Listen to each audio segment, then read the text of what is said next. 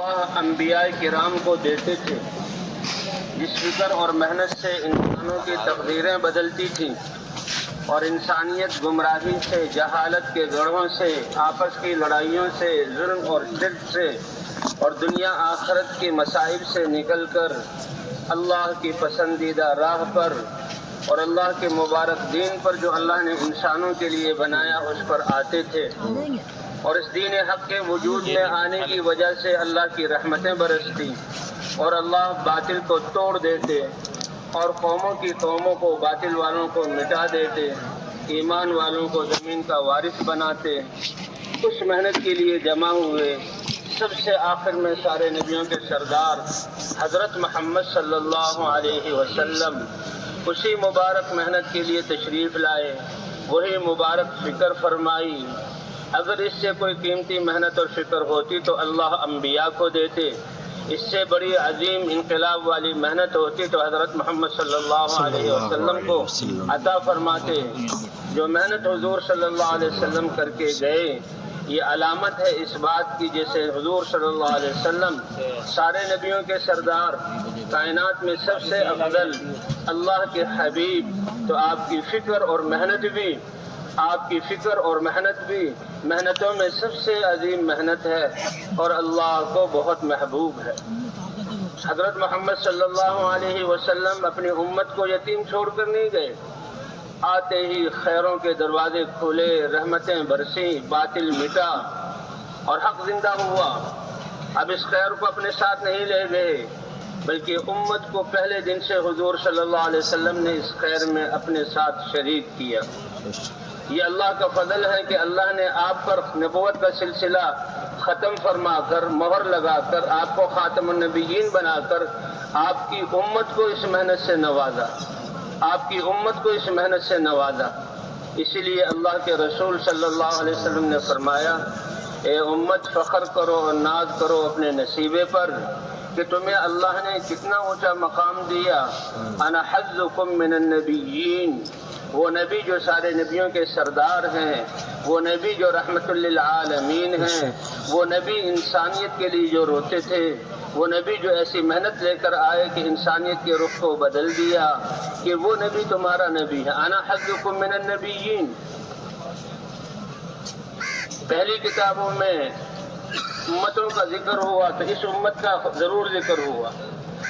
اور آسمانوں میں اس کو خیر امت قرار دیا گیا، کتاب اللہ میں اس کو خیر امت قرار دیا گیا۔ فرمایا انا حظکم من النبیین، نبیوں میں تمہارا نصیبہ میں ہوں کہ سید الانبیاء کو اللہ تعالیٰ نے ہمارا رسول اور نبی اور بغیر مانگے جو ہے بنایا، بغیر مانگے یہ نعمت عطا فرمائی، اور فرمایا وانتم حظی من الامم، اور پھر مجھے بھی جیسے میں سید الانبیاء ہوں، اللہ کا محبوب ہوں، جو سب سے بہترین امت تھی وہ امت اللہ نے مجھے عطا فرمائی، کیونکہ اس امت کی محنت اور فکر اور کام وہی ہے جو نبیوں کا تھا اور جو حضرت محمد صلی اللہ علیہ وسلم نے کیا۔ اس لیے اس محنت میں حضور صلی اللہ علیہ وسلم نے اپنی امت کو پہلے سے شریک کیا۔ انسانیت اپنی صلاحیتوں کو اور زندگی کے سانسوں کو اور اللہ کی دی ہوئی نعمتوں اور اقتدار اور قوتوں کو شہوات اور خواہشات میں لگا رہی تھی، ہر ایک خود غرض بنا ہوا تھا، اپنی زندگی اور اغراض اس کے سامنے تھے، لڑائیاں ہو رہی تھی، دنیا جہنم قدہ بنی ہوئی تھی۔ اللہ نے ساری انسانیت بلکہ ساری کائنات پر رحمت کا اور انسانیت پر رحم کرنے کا ارادہ کیا، تو حضرت محمد صلی اللہ علیہ وسلم کو ایک محنت اور دین دے کر بھیجا۔ لقد من اللہ علی المؤمنین اذ بعث فیہم رسولا من انفسہم یتلو علیہم آیاتہ ویزکیہم ویعلمہم الکتاب والحکمہ وان کانوا من قبل لفی ضلال مبین۔ اللہ کا احسان، اللہ احسان جتلا رہے ہیں، جو اللہ کا جس چیز کا احسان جتلا رہے ہیں وہ تو سب سے بڑی نعمت ہے، سب سے بڑا اللہ کا فضل ہے، اور وہ احسان کیا ہے کہ وہ نبی اللہ کے حبیب کہ جن کی شان تو یہ ہے کہ ان کو دنیا کی کوئی آنچ بھی نہ پہنچے، ان کو کوئی تکلیف بھی نہ آئے، اللہ نے تو پہلے ہی سے اعلان کیا گیا کہ آپ کے سب چیزوں کو خطا، اگر بفرد محال خطا ہو وہ بھی معاف کر دیا۔ اللہ کے حبیب ہیں، آپ سے اس قابل کے شروع ہی سے جنت میں اور اللہ کے پڑوس میں رہیں، لیکن انسانیت کی خاطر اللہ نے حضور صلی اللہ علیہ وسلم کو اس دنیا میں بھیجا، اور 23 سال آپ نے وہ محنت فرمائی کہ جس محنت کی وجہ سے اس روئے زمین سے ظلم ختم ہوا، شرک کی اندھیریاں مٹی، لڑائیاں ختم ہوئیں، دشمنیاں محبتوں میں بدلی، اور یہ صحابہ کرام انسانیت کی فکر لے کر پوری دنیا میں اللہ کے پیغام کو لے کر گئے۔ اس لیے انبیاء کے بعد سب سے بہترین جماعت حضرت محمد صلی اللہ علیہ وسلم کی ہے، کہ جن کے بارے میں اللہ تعالیٰ نے قرآن پاک میں یہ اعلان فرما دیا کہ یہ مجھ سے راضی ہیں اور میں نے ان کو اپنی رضا عطا کر دی، رضی اللہ عنہم ورضوا عنہ، اور اتنا بڑا مرتبہ دیا کہ قیامت تک جو انسان بھی ان کی اتباع کر لے گا اللہ اس کو بھی اپنی رضا عطا فرما دیں گے۔ اور اللہ کی رضا کا مل جانا یہ تو جنت سے بھی بڑی چیز ہے۔ اللہ نے جہاں ایمان اور اعمال اور نیک لوگوں کے لیے جنت کے باغات، محلات اور وہاں کی نعمتوں کا اور ختم نہ ہونے والی زندگی کا وعدہ کیا ہے، وہیں یہ فرمایا ورضوان من اللہ اکبر، اے انسانوں اللہ کی رضا کا تھوڑا سا حصہ حاصل ہو جانا یہ جنت سے بھی بڑی چیز ہے۔ صحابہ کرام کو کس محنت پر ڈالا کہ آپ لا الہ الا اللہ کی دعوت لے کر آئے، اور آپ نے اس لا الہ الا اللہ کی دعوت سے انسان کی اصلاح شروع کی، تو جو بھی ایمان لاتا تھا، چاہے وہ مرد ہو، چاہے وہ عورت ہو، چاہے وہ غلام ہو، باندی ہو، یا بچہ یا جوان ہو، ہر ایک اس لا الہ الا اللہ کی دعوت میں لگ جاتا اور اس پیغام کو انسانیت تک پہنچاتا۔ یہ اللہ کی معرفت کا کلمہ ہے، اور سب سے بڑی معرفت اللہ کی ہے۔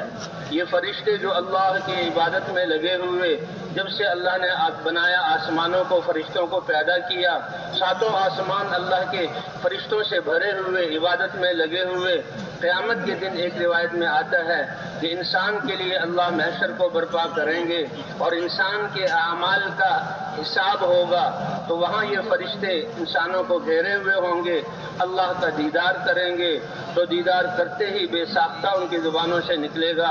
اے رب العالمین، پوری زندگی عبادت کی لیکن آپ اتنے عظیم ہیں، جیسی عبادت کرنے کا حق تھا ویسے عبادت نہ کر سکے، اور جیسے پہچاننے کا حق تھا ویسے ہم آپ کو پہچان نہ سکے۔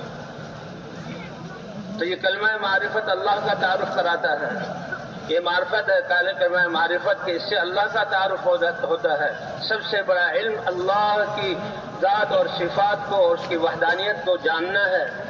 اور اس کی بندگی کا اقرار کرنا ہے، اے اللہ تیرے علاوہ کوئی عبادت کے لائق نہیں۔ اللہ کے رسول یہ پیغام لے کر آئے، اتنا بھاری کلمہ لے کر آئے، تو جو صحابی بھی کلمہ پڑھتا تھا اس پیغام کو دوسروں تک پہنچاتا تھا۔ اس کلمے کے پڑھتے ہی ان کے دلوں سے ساری کائنات کا تاثر نکل جاتا، اللہ کی ذات کا تاثر کے کرنے والے اللہ ہیں، سارے معاملات اللہ کے ہاتھ میں ہیں، اس لیے دنیاوی حالات کا تاثر ان کے دلوں سے ختم، امید اللہ سے بنتی تھی اور خوف اللہ کا آتا تھا۔ اور اللہ فرماتے ہیں کہ جب انسان کے دل میں اللہ کا خوف آ جائے اور ساری مخلوق حکومتیں ہوں، فوجیں ہوں، ہتھیار ہوں، دنیا کی جہاں اسباب ہوں، نقشے ہوں، ان کا خوف انسان دل سے نکال دے اور اللہ کا خوف انسان دل میں لے آئے، وہ خوف تو ایسا ہے جیسے بچہ اور ماں باپ، شفقت والا۔ اللہ تو رب العالمین ہے، ارحم الراحمین ہے۔ فرمایا کہ جس کے دل میں اللہ کا خوف آ گیا پھر کائنات کی کوئی چیز اس پر تسلط اختیار نہیں کر سکتی۔ انما سلط علی ابن آدم ما خافه ابن آدم وان لم يخف الا الله لم يسلط علیہ غیرہ، کہ انسان پر ان سب چیزوں کو مسلط کر دیا جائے گا جن سے وہ ڈرے گا، حکومت سے ہونے کو سمجھے گا تو اس کے پیچھے لگ جائے گا اور اپنی ہستی کو جہاں اس کے سامنے ذلیل کر دے گا، دنیا کے اسباب اور نقشوں سے ہونے کو سمجھے گا تو اس کے لیے اپنی زندگی کے بہترین سرمایہ کو ظاہر کرے گا اور اپنی حیثیت کو مٹائے گا، لیکن جس کے دل میں اللہ کی بڑائی اور خوف آ گیا تو وہ اللہ کے لیے سب کچھ لگائے گا۔ فرمایا ان لم یخف الا اللہ، اگر انسان صرف اللہ ہی سے ڈرے تو اللہ کسی غیر کو مسلط نہیں ہونے دیں گے۔ حضرات صحابہ کرام جو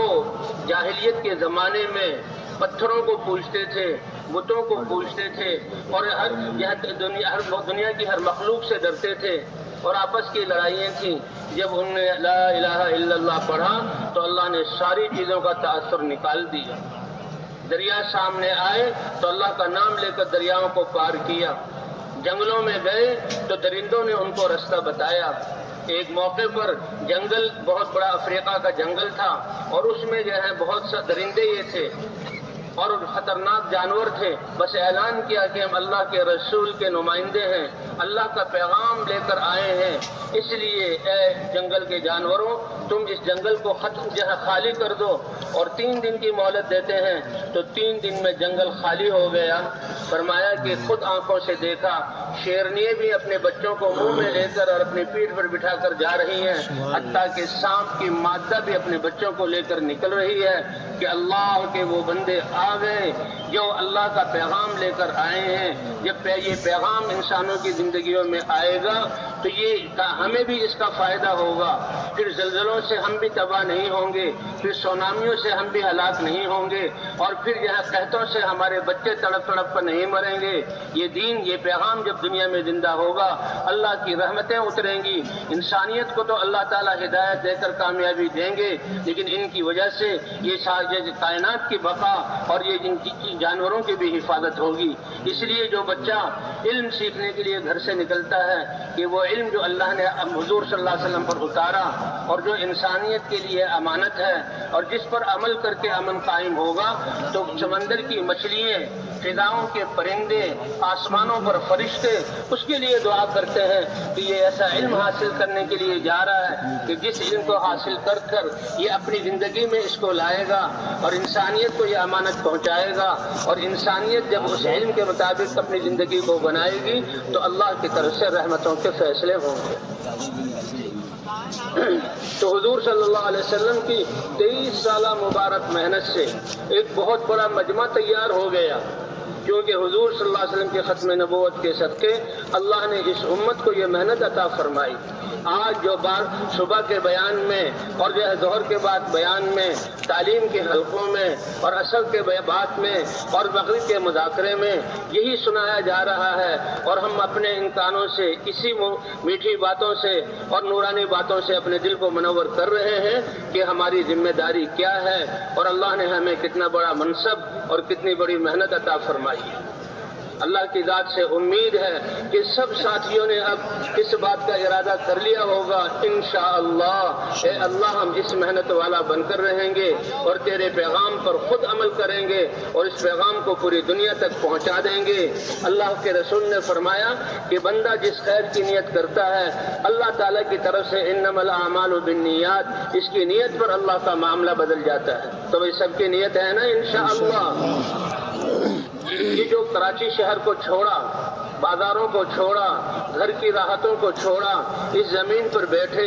آسمان کے تلے بیٹھے اور بیٹھ کر اللہ کی بارگاہ میں بیٹھے ہوئے ہیں اور اللہ رسول کی بات سن رہے ہیں، اس بات کا مقصد ہی یہی ہے، اے اللہ ہم اپنے آپ کو بے روزگار سمجھتے رہے،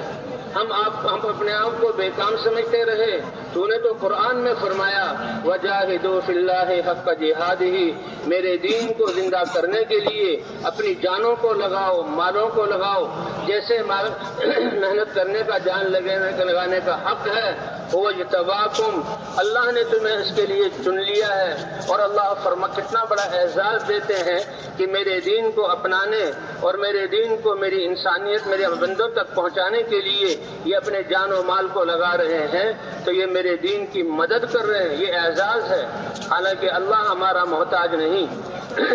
اور پھر اللہ کا وعدہ ہے کہ جب تم اپنی ان کمزور ناتواں جانوں سے اور اپنے اس کمزور بولوں سے اور اللہ کی دی ہوئی وقت کو لے کر جو ہے آپ اس وقت کو اللہ کی راہ میں لگا رہے ہیں اور یہ اللہ کے دین کی مدد کر رہے ہیں، تو اللہ اپنی قدرت کے ساتھ تمہاری مدد کرے گا، اور جب اللہ مدد کرنے والا ہو تو کائنات کی کوئی چیز تمہارے کسی کام کو بگاڑ نہیں سکتی۔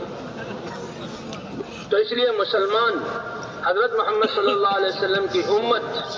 یہ تو نبیوں کی محنت والی ہے، یہ تو حضرت محمد صلی اللہ علیہ وسلم کی محنت والی ہے، بھائی جب ہم اس ذمہ داری کا احساس کر لیں، اپنے آپ کو اس کام والا سمجھ لیں، اللہ کے نظروں میں ہماری حیثیت بڑھ جائے گی، کائنات کی نظروں میں ہماری حیثیت بڑھ جائے گی۔ ساری کائنات اس لیے اسے دیکھے گی کہ یہ تو اللہ کا پیغام پہنچانے والے ہیں، اللہ کے رسول کے نمائندے ہیں، یہ تو ساری انسانیت کے ہمدرد ہیں۔ آج بھی اللہ اپنی قدرت کو ظاہر فرمائیں گے، جیسے صحابہ کے لیے نہ دریاؤں نے ان کے راستوں کو روکا، دریاؤں پر وہ چلے، آج بھی اللہ اس قدرت کو ظاہر کریں گے۔ نہ پہاڑوں اور دشتوں نے پیغام پہنچانے سے روکا، اسی کا تو آج بھی اللہ وہ مدد فرمائیں گے۔ نہ بھوک اور پیاس اور کپڑوں کے نہ ہونے نے ان کو روکا، نہ جنگل کے درندوں نے ان کو روک سکے، وہ اللہ کے راستے میں چلے۔ ان کی دعاؤں پر آسمانوں سے بارشیں ہوئیں، دعاؤں پر مردہ زندہ ہوئے، اور دعاؤں پر اللہ نے رزق میں برکتیں عطا فرمائی کہ اللہ کا کام کر رہے ہو، دعوت اللہ کی طرف بلاؤ اور دعا اللہ سے مانگ لو۔ اس لیے کیا ہے، ایمان والا جو بھروسہ اللہ کی ذات پر کرتا ہے، اس لیے صحابہ کرام سب سے اول ہیں، ان کو اللہ نے چنا اور ان کے ذریعے سے یہ دین دنیا تک پہنچا۔ اور اللہ کا وعدہ ہے کہ جو صحابہ کرام کی اتباع کر لے گا، اللہ اس سے راضی ہو جائیں گے، اور اللہ کا راضی ہو جانا یہ سب سے بڑی نعمت ہے۔ صحابہ کرام کیا تھے؟ ایک جماعت تھی مہاجرین کی کہ گھروں کو چھوڑ کر نکلنا اور اللہ کے پیغام کو لے کر نکلنا، اور اللہ پر سہارا کر کے، پیسے ہیں، کھانے پینے کی چیزیں ہیں، سواریاں ہیں، اسباب ہیں، نہیں، اللہ ہمارے ساتھ ہے۔ پانی کی ضرورت پڑی، دعا مانگی، آسمانوں سے بارش ہوئی، جی ہاں، سمندروں پر گزرنا پڑا، گھوڑوں اور سواریوں کو ڈال دیا، اور جنگلوں سے گزرے تو جانوروں نے ان کی رہبری کی۔ اللہ پر وَمَن يَتَوَكَّلْ عَلَى اللَّهِ فَهُوَ حَسْبُهُ، ایمان کی بنیاد پر اللہ کو پہچان کر کے بھروسے کے لائق اللہ تعالیٰ ہیں۔ تو فرمایا ہے کہ جو انسان اللہ پر بھروسہ کرتا ہے، اللہ اس کی کفایت کر دیتے ہیں۔ اس لیے مسلمان کے لیے جب وہ اپنے گھر سے نکلتا ہے کسی مہم کو سر کرنے کے لیے، یہ تو ایمان والا ہے اور اس کا یقین ہے کہ میرا سانس بھی اللہ کے حکم سے چل رہا، میرے اعضاء کی سلامتی بھی اللہ کے حکم سے ہے۔ سو کر اٹھے، کتنے لوگ ایسے ہوں گے جن کے بارے میں اعلان ہو رہا ہے کہ جن کا انتقال ہو گیا، نماز جنازہ پڑھ کر ثواب دارین حاصل کریں۔ کتنے لوگوں کے بارے میں سنیں گے کہ ان پر فالج گر گیا، ان کا چہرہ ٹیڑھا ہو گیا، ہاتھ ایک جانب جو ان کی سوکھ گئی، اب وہ کچھ کر ہی نہیں سکتے۔ کتنوں کے بارے میں سنیں گے کہ ان کے دماغ کی رگ پھٹ گئی اور وہ قومے میں چلے گئے۔ اللہ نے ہمیں اعضاء کی سلامتی عطا فرمائی۔ تو اس لیے مسلمان جب اٹھتا ہے تو کہتا ہے الحمدللہ الذی احیانا بعد ما اماتنا والیہ النشور۔ نیند میں تو ہمیں پتہ ہی نہیں تھا ہم کہاں ہیں، اللہ نے یہ نیند موت کی بہن ہے۔ اللہ دکھلاتے ہیں کہ جیسے نیند میں جا کر تمہیں اب کسی چیز کی کوئی خبر نہیں، تمہیں پتہ ہی نہیں کہ میں ہوں کہ نہیں، اور پھر اللہ نے اس موت سے تمہیں زندگی عطا فرمائی۔ اس لیے مسلمان الحمدللہ الذی احیانی بعد ما اماتنی، تمام تعریفیں اللہ کے لیے ہیں جس نے یہ زندگی عطا فرمائی مجھے موت کے بعد۔ وإلیہ النشور، اس کی نیند سے جاگنے کی اور تہجد میں اٹھنے کی ابتدا اللہ کی حمد سے ہوتی ہے۔ ابھی اپنے گھر سے نکل رہا ہے تو کیا دعا کرتا ہے؟ بسم اللہ، میرا یہ نکلنا، میرا یہ چلنا اور یہ مہم کا ذہن میں آنا اور راستے کا اختیار کرنا اے اللہ تیرے نام کی برکت سے ہے۔ توکلت علی اللہ، اے اللہ میں نے تجھ پر بھروسہ کیا، اپنی صحت پر بھروسہ نہیں کیا۔ کتنے ہی راہ چلتے گر جاتے ہیں، منزل تک پہنچ نہیں سکتے، کتنے بہترین گاڑیوں میں منزل تک جاتے ہیں اور جناب اعلیٰ ایکسیڈنٹ ہو جاتا ہے، کتنے ہی جہازوں میں اڑتے ہیں اور کریش ہو جاتا ہے اور لاشیں ان کی آتی ہیں۔ اس لیے مسلمان کیا کہتا ہے؟ تیرے نام کی برکت سے نکل رہا ہوں، وتوکلت علی اللہ، اے اللہ آپ کی ذات پر بھروسہ کر رہا ہوں۔ ولا حول ولا قوت الا باللہ، یہ زندگی کا سرمایہ کتنا قیمتی ہے۔ لوگ کہتے ہیں کہ زندگی کا سرمایہ مال کمانے کے لیے ہے، نبی نے ہمیں بتلایا، آپ نے قرآن میں بتلایا کہ زندگی کا ایک سانس یہ تو تیری نیکیوں کا سرمایہ بنانے کے لیے اور گناہوں سے اپنے آپ کو بچانے کے لیے۔ ولا حول ولا قوت الا باللہ، کتنی مبارک بات یہ کہہ رہا ہے۔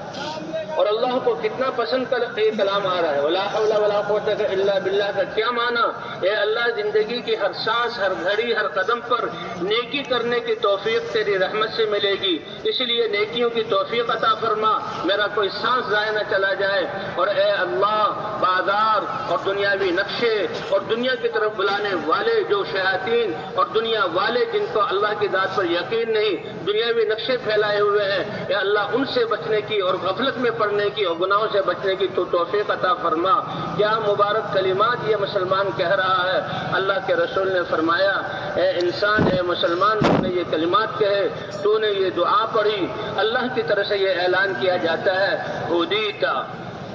یہ تمہاری یہ سمجھ اور یہ الفاظ اور یہ توفیق اللہ نے دی، تمہیں راہ راست دکھا دیا گیا۔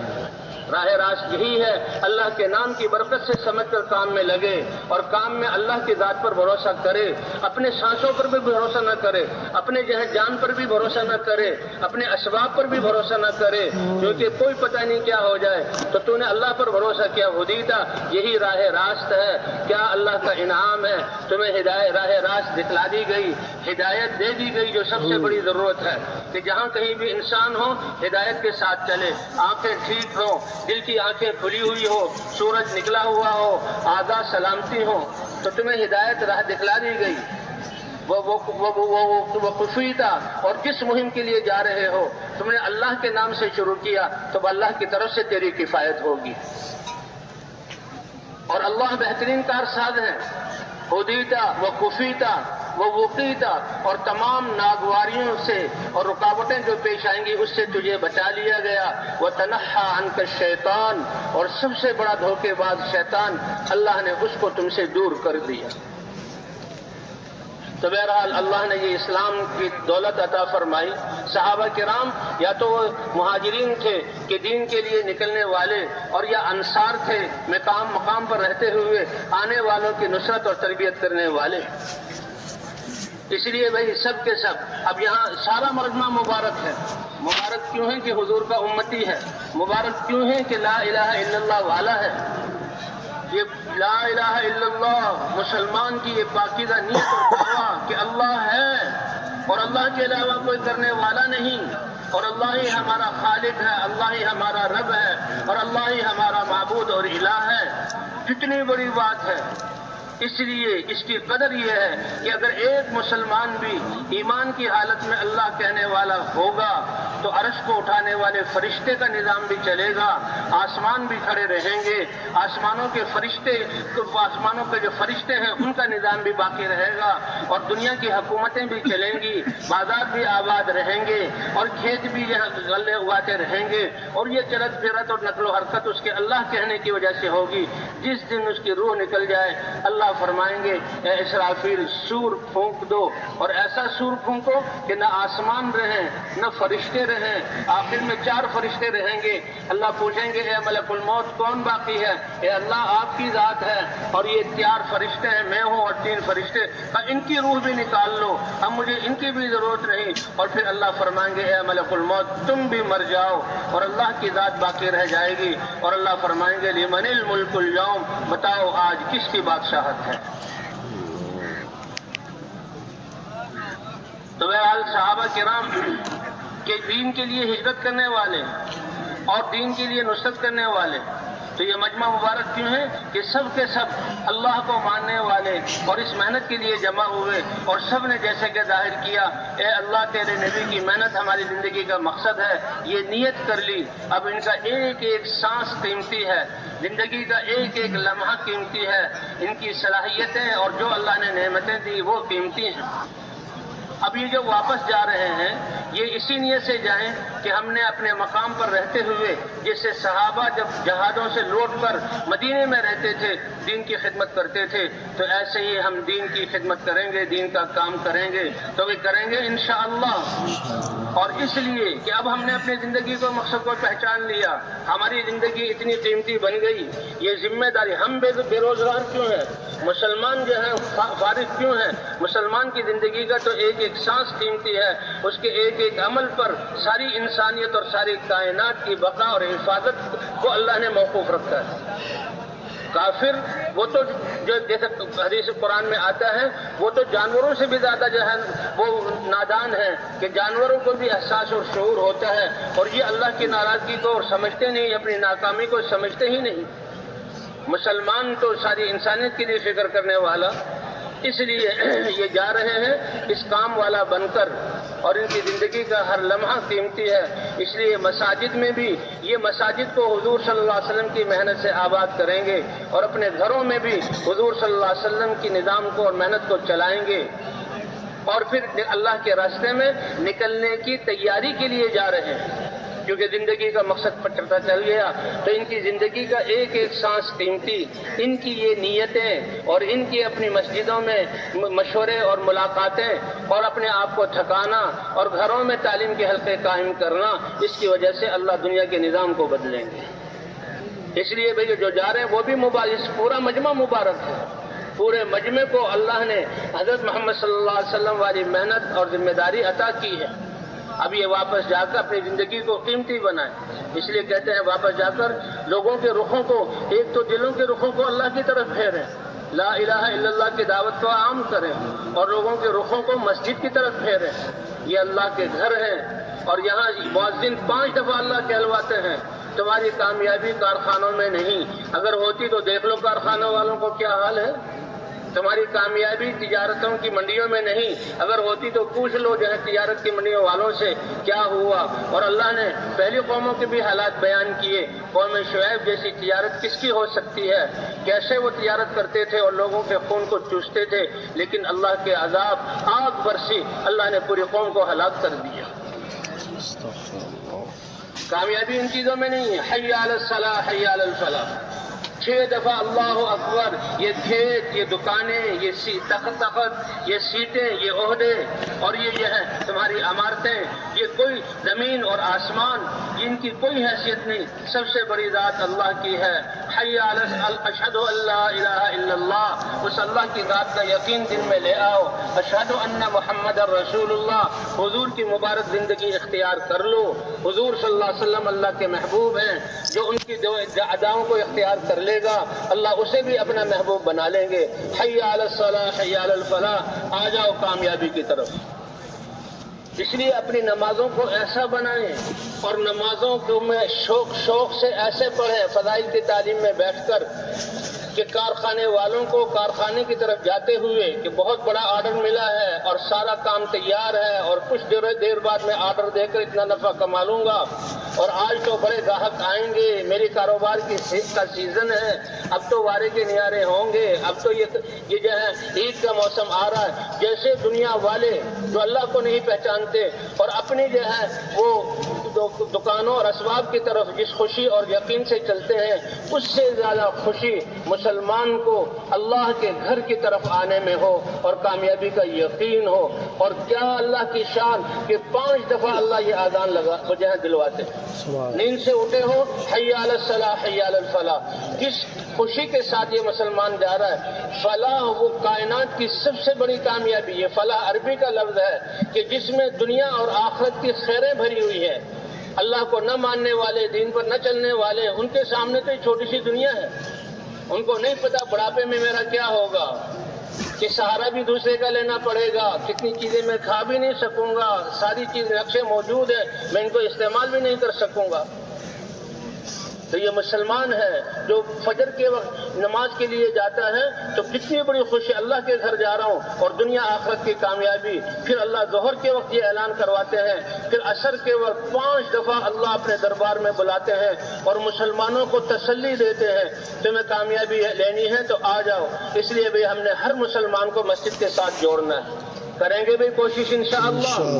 ہاں، اللہ کی مدد ساتھ ہوگی۔ اور بھئی مسلمان کا گھر، ماں بھی مسلمان، باپ بھی مسلمان، یہ آنے والا بچہ کتنا سعادت مند ہے کہ ایمان والے گھر میں پیدا ہوا۔ کل مولود یولد علی الفطرہ، ہر بچے کو اللہ فطرت اسلام پر پیدا فرماتے ہیں، چاہے یہودی کے گھر پیدا ہو، چاہے نصرانی کے گھر پیدا ہو، چاہے مجوسی اور ہندو کے گھر پیدا ہو، وہ فطرت اسلام پر ہے۔ ماں باپ اس کی فطرت کو بگاڑتے ہیں اور وہ وہاں تو دنیا کی باتیں سنتا ہے، اسباب کی باتیں سنتا ہے، دل کا یقین بگڑتا ہے، سیاہ ہوتا ہے، اسی پر اس کی تربیت۔ اور مسلمان بچہ کتنا خوش قسمت ہے کہ دنیا میں بھی آنکھ نہیں کھل رہی، اس کو نہلا کر اچھے کپڑے پہنا کر سب سے پہلے اذان کی صدا اس کے کان میں ڈالی جاتی ہے اور اذان کے الفاظ سے اس کے کانوں میں رس گھولا جاتا ہے، اللہ اکبر اللہ اکبر۔ حضور صلی اللہ علیہ وسلم نماز کے لیے مسجد میں تشریف لائے، صفوں کو برابر کیا، عورتیں بالکل پیچھے ہوتی تھیں، تو عورتوں تک پیغام پہنچانے کے لیے آپ صلی اللہ علیہ وسلم مردوں کی صفوں کو چیر کر عورتوں کی طرف پہنچے اور کہا یا معاشر النساء، او عورتوں کی جماعت، میں تمہیں ایک بات سناتا ہوں، جب تم اس بلال حبشی کو اذان کے کلمات کہتے ہوئے سنو، اذان جو آسمانوں سے اتری، پہلی اذان جو بلال نے دی، اور قیامت میں یہ دعوت ہے، قیامت میں مؤذنین ان کی گردنیں لمبی ہوں گی، جو ان کے قیامت میں سرداری کی علامت ہوگی، اور ان سب کے سردار بلال ہوں گے، اور مؤذنین کا جھنڈا، سرداری کا جھنڈا بلال کے ہاتھ میں ہوگا، کہ جب تم اس حبشی کو اذان کا کہتے ہوئے سنو تو جو یہ کلمات کہہ رہا ہے وہ کہو۔ جب یہ اللہ اکبر کہے تو تم گھروں میں اللہ اکبر کہو۔ یہ اشہد ان لا الہ الا اللہ کہے تم ان کلمات کو دہراؤ۔ کیوں کہ اللہ ہر لفظ پر، ایک ہے جملہ پوری بات، وہ نہیں، اس میں تو بہت ملے گا، ایک ہے ایک لفظ کے جو حروف ہیں، اللہ میں 4 یا 5 حروف ہیں، فرمایا ہر حرف پر اللہ تمہیں جنت کے سکے اور جنت کی نیکیوں میں سے 10 لاکھ نیکی عطا فرمائیں گے، 10 لاکھ نیکی عطا فرمائیں گے۔ تو یہ حضور صلی اللہ علیہ وسلم فرمایا، حضرت عمر رضی اللہ تعالیٰ عنہ ساتھ تھے، تو کہنے لگے یا رسول اللہ یہ تو عورتیں ہیں، اس اذان کے کلمات، یہ اذان اتنی بڑی چیز ہے،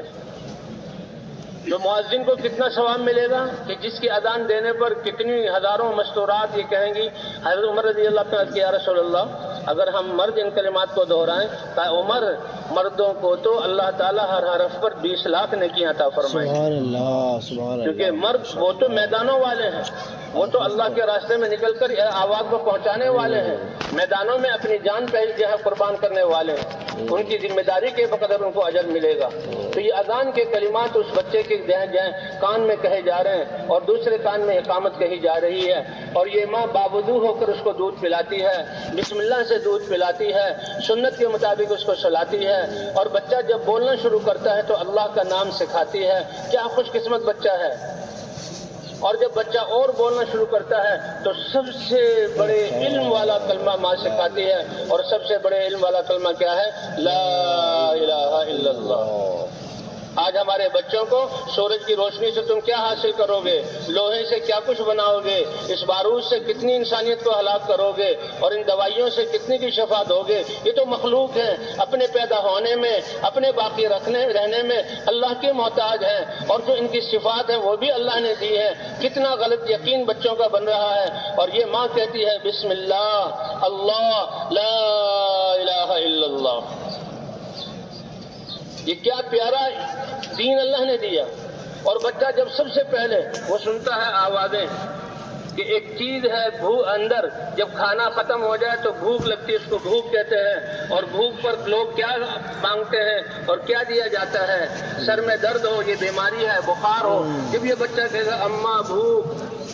تو والد ماں کہے گی بیٹا یہ بھوک بھی اللہ کے امر ہے، اللہ کی طرف سے یہ حال آتا ہے، اور بھوک دور کرنے والی ذات بھی اللہ کی ہے۔ کتنا بڑا علم دے دیا جو ہم قرآن کی تفسیروں میں پڑھ کر معلوم کرتے ہیں۔ افرأیتم ما تحرثون، تم نے دیکھا تم جو بیج ڈال رہے ہو، کیا تم اس خشک بیج سے اس کی پومپل اور جڑ کو نکال کر تنے اور شاخوں کو پیدا کرتے ہو، یا اللہ کی ذات پیدا کرنے والی؟ ان پتوں میں رنگ تم بھرتے ہو یا اللہ بھرتے ہیں؟ ان پھولوں میں خوشبوئیں تم بھرتے ہو یا اللہ بھرتے ہیں؟ ان پھلوں میں ذائقے اور غذائیت اللہ بھرتے ہیں یا تم بھرتے ہو؟ اس بے رنگ زمین سے یہ ساری چیزیں اللہ نکالتے ہیں یا تم نکالتے ہو؟ تو ماں کتنا بڑا علم دے رہی ہے، بیٹا بھوک بھی اللہ کی طرف سے، اور جو ہے بھوک کا کھانا اور رزق یہ بھی اللہ کی طرف سے، تو اس بچے کو کتنا بڑا یقین حاصل ہو گیا۔ جب پیاس کے لیے پانی مانگتا ہے، بیٹا پانی بھی اللہ کی ایک نعمت ہے، پانی دینے والے بھی اللہ ہیں، اور پانی کے ذریعے پیاس بجھانے والے بھی اللہ ہیں۔ ایک بیماری ہے جو البقرہ، جی ہاں، گائے اور بھینس کی جو ہے بھوک کہ انسان کھاتا جا رہا ہے لیکن دل بھرتا ہی نہیں اور بھوک دوری نہیں ہوتی۔ ایک ہے بیماری استسقاء کی کہ انسان پانی پیتا ہے، پیاس نہیں بجھتی، پیٹ پھٹنے کو ہے لیکن پیاس نہیں بجھ رہی، اور ایک گھونٹ پانی پیتا ہے اور رگوں میں خوب جہاں پانی پہنچ جاتا ہے اور ٹھنڈ حاصل ہو جاتی ہے۔ تو یہ ماں کتنا بڑا علم بچے کو حاصل ہو رہا ہے، اور بچپن سے یہ دعائیں سکھانا۔ تو بہرحال بھائی گھروں کے ماحولوں کو بنانا کہ یہ مسلمانوں کے گھر، وہاں بچوں کی دینی تربیت ہو، نمازوں کی ادائیگی ہو، اور 24 گھنٹے کی زندگی اللہ کے احکام، اللہ کی عبادت کیا ہے کہ ہماری غمی، ہماری خوشی، ہمارا رہنا سہنا، ہمارے سارے کام اللہ کے حکم کے مطابق ہوں، نبی کے طریقے کے مطابق ہوں۔ اور گھروں میں بھی یہ دھیان بنانا کہ ہمیں تو حضرت محمد صلی اللہ علیہ وسلم کی امت میں پیدا کر کے اللہ نے دین پر چلتے ہوئے پوری دنیا میں اس پیغام کو پہنچانے کے لیے، تو ان گھروں میں رہنے والوں کا بھی ایک ایک لمحہ قیمتی ہوگا، ان کی نیتوں اعمال کا اثر پورے عالم پر پڑے گا، اور ان میں جو مشقتیں آئیں گی اس پر اللہ کائنات سے ان وباؤں کو دور فرمائیں۔ تو بھائی ہم تو یہ مجمع سارا مبارک ہے، واپس جانے والے بھی اسی نیت سے جائیں، اور جو اللہ کے راستے میں جا رہے ہیں ان کے تو کیا کہنے، ان کے عمل کے برابر کوئی عمل ہو ہی نہیں سکتا کہ اللہ کے پیغام کو لے کر جا رہے ہیں۔ اللہ داعی ہیں، سارے انبیاء دعوت لے کر آئے، اس دعوت سے حق زندہ ہوا، اور حق زندہ ہونے کے سے عالم کا نظام چلا، اللہ کے رسول نے یہ دعوت دی، اور جس دن اس حق کا وجود ختم ہوگا اللہ حکومتوں کو، اللہ جو ہے بازاروں کو، اور اللہ جو ہے کارخانوں کو، دنیا اور آسمانوں کو اللہ مٹا کر رکھ دیں گے۔ اس لیے فرماتے ہیں لغدوۃ فی سبیل اللہ او روحۃ خیر من الدنیا وما فیہا، ایک دن کا آدھا حصہ صبح کا وقت یا شام کا وقت اللہ کے راستے میں لگا دینا، اس کو اتنا بڑا ثواب ملے گا کہ ایک انسان کو پوری دنیا کے خزانے مل جائیں اور وہ سارے صدقہ کر دے، تو اس کے صدقہ کرنے سے اس کا صبح یا شام اللہ کے دین کی آواز لگانے کے لیے لگانا زیادہ بہتر ہے۔ اس لیے صحابہ کرام پوچھتے تھے یا رسول اللہ، یہ جو اللہ کے شروع میں تو سب کو نکلنے کا حکم تھا، کسی کو ٹھہرنے کی اجازت نہیں تھی، تبوک والے 3 صحابی ٹھہر گئے، ایک تو منافقین ٹھہرے تھے، وہ تو اب جو ہے حضور صلی اللہ علیہ وسلم نے ان سے اعراض کیا، اور ایمان والے 3 ٹھہرے تھے، تو ایسی ناراضگی ایسا کہ اللہ کے رسول بات نہیں کر رہے، کوئی مسلمان بات نہیں کر رہا، ایسی سزا۔ اور فرمایا وہ کہتے ہیں وضاقت علیہم الارض بما رحبت، کہ زمین ان پر تنگ ہو گئی، اللہ کے رسول کے سامنے آتے ہیں، اللہ کے رسول باتیں، 50 دن کے رونے نے پھر توبہ ان کی قبول ہوئی، اللہ نے اس کو قرآن میں اتارا، پھر بعد میں کچھ اجازت ہوئی کہ کچھ اللہ کے راستے میں جائیں، کچھ ٹھہر جائیں۔ بہرحال پہلے بھی جو بیمار ہوتے تھے، جن کے پاس اسباب نہیں ہوتے تھے، وہ رہ جاتے تو ان کے دل میں ہوک اٹھتی تھی کہ ہم کیوں نہیں جا رہے، تو حضور صلی اللہ علیہ وسلم سے پوچھتے تھے، مردوں نے بھی پوچھا، عورتوں نے بھی پوچھا، اجتماعی طور پر بھی سوال کیا، انفرادی طور پر بھی سوال کیا، اے اللہ کے رسول، کیا ہم جو جانے والے ہیں پیچھے رہ کر کوئی ایسا عمل کر لیں جس سے ہمیں بھی ثواب ایسا ملے جیسا ان کو ملا ہے؟ کوئی نفلی عبادت ایسی ہے؟ فرائض تو متعین ہے، وہ تو کر ہی رہے ہیں۔ اللہ کے رسول صلی اللہ علیہ وسلم نے کیا فرمایا، بتاؤ جب وہ نکلے ہیں اس وقت سے تم نماز میں کھڑے ہو جاؤ، اور جب تک واپس نہ آئیں تم نماز پڑھتے رہو، اور وہ جو نکلے ہیں اس وقت سے تم روزہ شروع کر دو، اور جب تک واپس نہ آئیں تم جو ہے روزے سے رہو۔ کیا یہ کر سکتے ہو؟ وہ سفر تو دنوں کے ہوتے تھے، ہفتوں کے ہوتے تھے، مہینوں کے بھی ہوتے تھے۔ اے اللہ کے رسول، یہ انسان کیسے اس کی طاقت رکھتا ہے کہ اتنا لمبا روزہ رکھے اور ایسے نماز میں مشغول رہے؟ یہ تو ممکن ہی نہیں۔ حضور صلی اللہ علیہ وسلم نے فرمایا اگر تم کر بھی لو تب بھی ان کے ثواب کے 10ویں حصوں کو بھی تم نہیں پہنچ سکتے، 10ویں حصے کو تم نہیں پہنچ سکتے۔ اللہ کے راستے میں ایک گھڑی کھڑا ہونا، اللہ کے راستے میں نکل کر، جو اللہ کے راستے میں نکل رہا ہے صرف اپنی ذات کے لیے نہیں، امت مسلمہ کے لیے نہیں، پوری انسانیت اور قیامت تک آنے والی نسلوں کے لیے اس کی نیت کو دیکھا جائے۔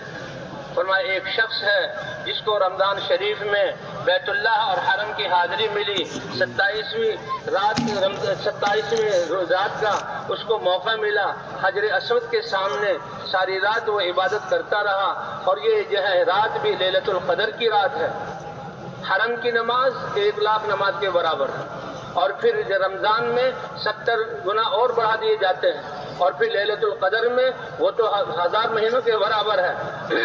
یہ سارے اجر وہ نماز پڑھ رہا ہے، کتنی بڑی عبادت اور کتنی بڑی اس کو فضیلت ملی ہے، لیکن ایک اللہ کے راستے میں پھٹے پرانے کپڑوں میں اور اندھیری رات میں میدان میں کھڑا ہوا کہ اللہ کا دین پوری دنیا تک کیسے پہنچ جائے۔ اللہ کے رسول نے فرمایا اس کا ایک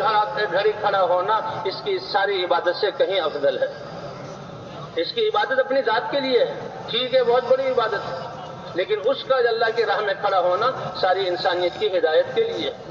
اسی لیے حضرت عبداللہ بن رواحہ رضی اللہ تعالیٰ عنہ،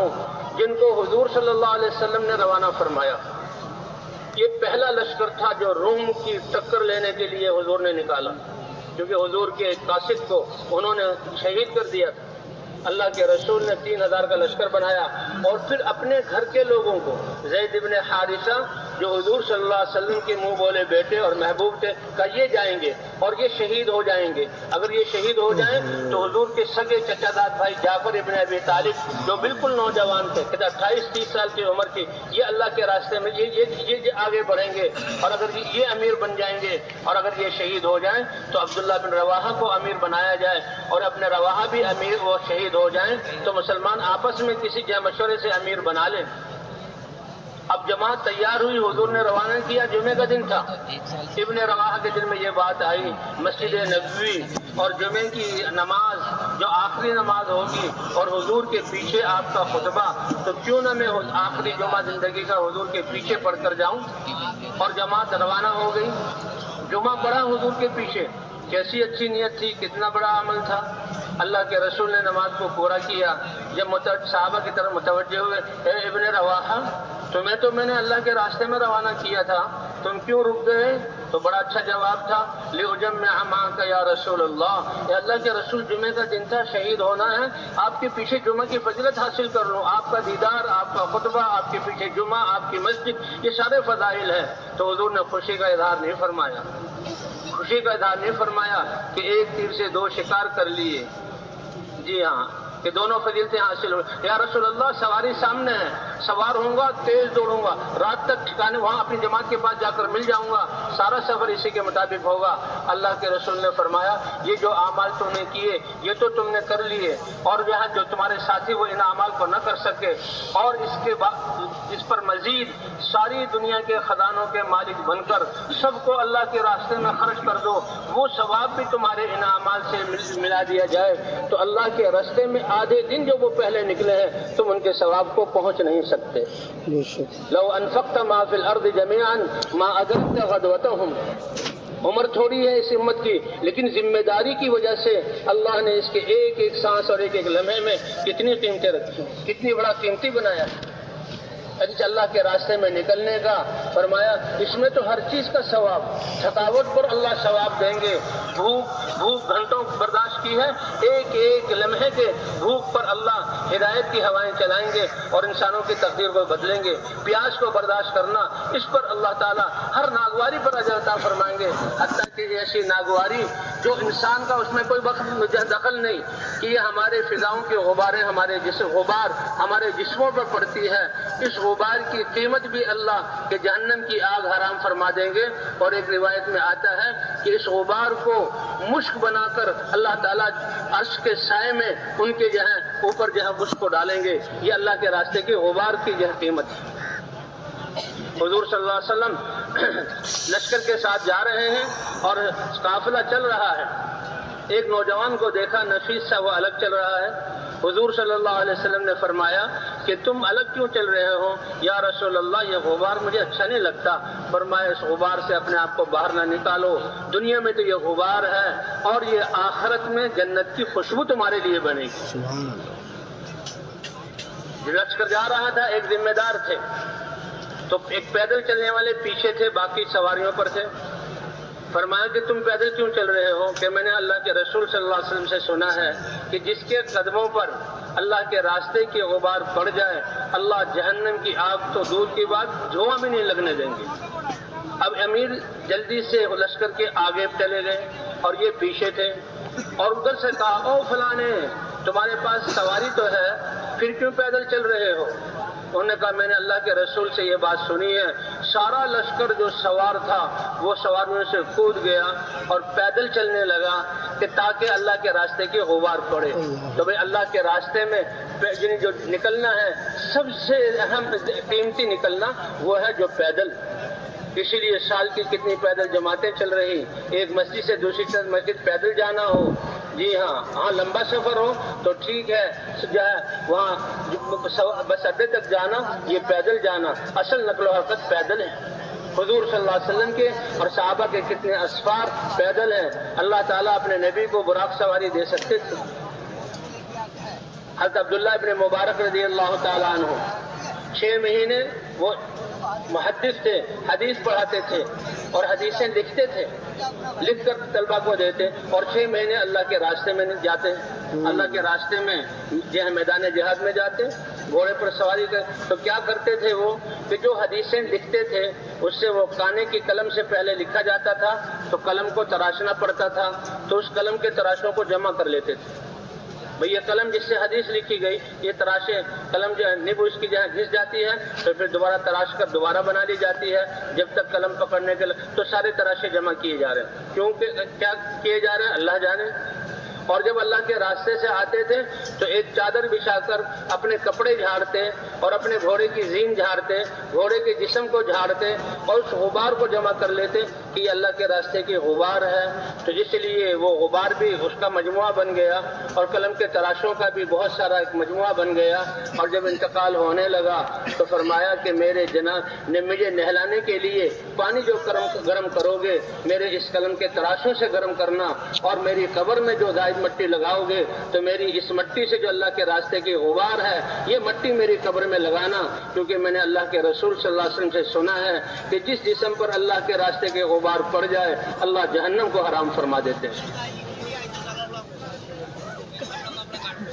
اس لیے بھائی اللہ کے راستے میں نکلنے والے یہ بہت اونچے لوگ ہیں۔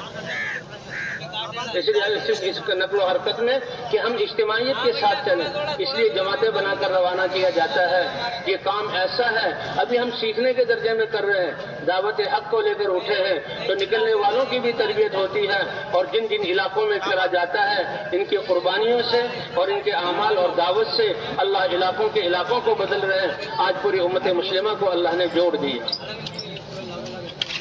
حضور صلی اللہ علیہ وسلم فرماتے تھے کہ تم پر اطاعت لازمی ہے اور مساجد کو لازم پکڑو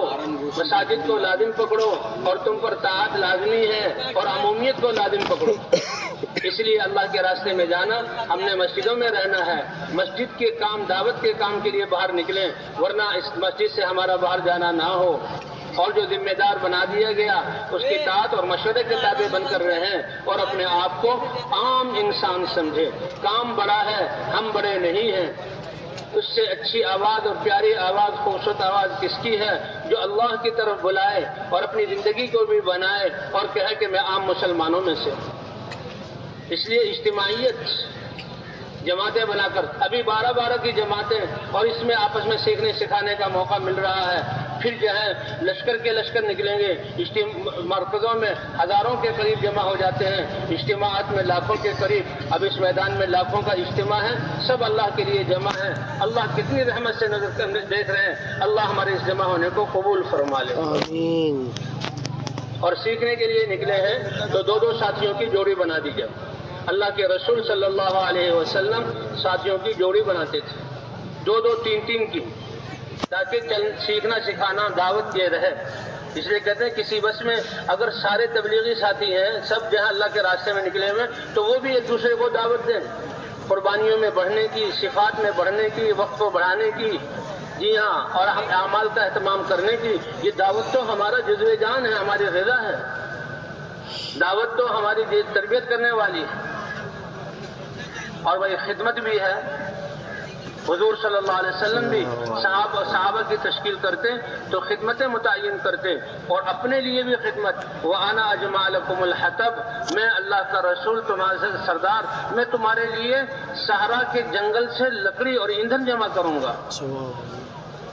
ایک بہت بڑے عالم محدث وہ کہنے لگے کہ دیکھو حضور لکڑیاں چننا یہ اپنے لیے لے رہے ہیں، کیوں کہ نکلتے نکلتے 9، 8، 8:30، 9 جو آج کل کا یہ وقت ہے، یہ وقت ہو جائے گا سورج اوپر ہوگا، ریت گرم ہونا شروع ہو جائے گی اور صحرا میں کوئی ایندھن نہیں ملتا، وہ تو کہیں کہیں چھوٹے چھوٹے پودے ہوتے ہیں، تو اس ریت میں اس گرمی میں چلنا، وہ تو گرمی اتنی سخت کہ جو ہے وہ جو اونٹوں کے بچے ہوتے ہیں ان کے تلوے جلنے لگتے ہیں، وہ بھی بھاگ کر سایوں کی طرف اور جہاں چٹانوں کی طرف آتے ہیں. تو سب سے مشکل کام حضور صلی اللہ علیہ وسلم اپنے لیے متعین کرتے تھے. 2 ساتھی خدمت کے لیے متعین ہو جائیں اور بھائی اللہ کے راستے میں جانا ہے تو راستے کا خرچہ، کرایہ، ایک طرف کا کھانا، یہ 2 یا 3 ساتھیوں کے پاس جمع کر دیں اور 2 ساتھیوں کو مکلف بنا دیں کہ بس والوں سے بات کرنی ہے یا ٹکٹ لینا ہے تو وہی کریں، اور جماعت کے 2 ساتھی بن جائیں اور 2 ساتھی ہو کر پھر ہم جو ہے بس اسٹاپ تک یا اسٹیشن تک پیدل چلیں اور سیکھتے سکھاتے ہوئے چلیں، نظروں کی حفاظت کرتے ہوئے چلیں. اور بھائی سیکھنے سکھانے میں یہ 6 صفات سیکھنی ہیں، یہ پورا دین نہیں ہے، لیکن ہر عمل میں کوئی عمل ان صفات کے بغیر پورا عمل نہیں ہے. ایمان کے بغیر تو عمل بلتا نہیں. من عمل صالحا وهو مؤمن، اللہ کو جو مانتا ہے اس کی نیکی نیکی ہے، اور اللہ کو نہ مان کر جو بات اچھے کام کر رہے ہیں اللہ دنیا ہی میں اسی طرح ان کا بدلہ دے دیں گے، آخرت میں ان کا کوئی اجر نہیں. اور مسلمان کی تھوڑی سی نیکی کو بھی اللہ بڑا چڑھا کر اس کا اجر دیں گے. تو بھئی ایمان، اللہ کی ذات پر یقین، اور پھر حضرت محمد صلی اللہ علیہ وسلم کی سنت کے مطابق عمل کرنے میں کامیابی کا یقین کہ حضور صلی اللہ علیہ وسلم کی سنت سے اس عمل میں برکت آئے گی. اور پھر فضائل کے شوق کے ساتھ جاندار عمل ہو، فضائل کے شوق کے ساتھ ہم عمل کریں. لا اجر لمن لا حسبت له، کہ جو اللہ سے ثواب کی امید ہی نہ رکھے اس کے لیے کیا اجر ہوگا. نماز بھی پڑھ رہے ہیں بوجھ سمجھ کر، چلو جو عذاب ہے فریضہ ٹل جائے گا لیکن اللہ کی طرف سے انعامات وہ نہیں ملیں گے. وہ تو شوق سے ہم نماز پڑھیں، جیسے دنیا کے کاموں میں تنخواہ کے دن جاتے ہیں، تھوڑے سے پیسے ملنے ہیں، کوئی کامیابی کا اعلان ہونا ہے، کیسے شوق سے جاتے ہیں، اس سے زیادہ شوق سے ہم اللہ کے امر کے لیے نکلیں. تو فضائل کی تعلیم میں بیٹھنے سے یہ شوق آئے گا. اور پھر علماء اللہ نے جو علم اتارا ہے اس علم کی قید کے ساتھ، کی جہالت کے ساتھ عبادت، یہ کوئی عبادت اور عمل نہیں ہے. انسان کیا کچھ کر جاتا ہے. اور بھائی اپنے اعمال کی حفاظت کرتے ہوئے اخلاق کے درست کرنے کی محنت کرنا، اور اخلاص، اس سے تو اعمال کی قیمت بنتی ہے. جو اللہ کے لیے عمل نہ کرے تو وہ عمل بیکار ہے. اگر نیک عمل میں ریاکاری کی نیت کر لی تو وہ اس کے لیے گناہ اور سزا کا باعث ہوگا. اس لیے بھئی 6 صفات کو سیکھنا اور 6 صفات کو اپنے اندر پیدا کرنا. تبلیغ و دعوت کا کیا مطلب کہ مشقت کے ساتھ اور خواہشات کو چھوڑنے کے ساتھ، اس مجاہدے کے ساتھ اس عمل کو کرنا.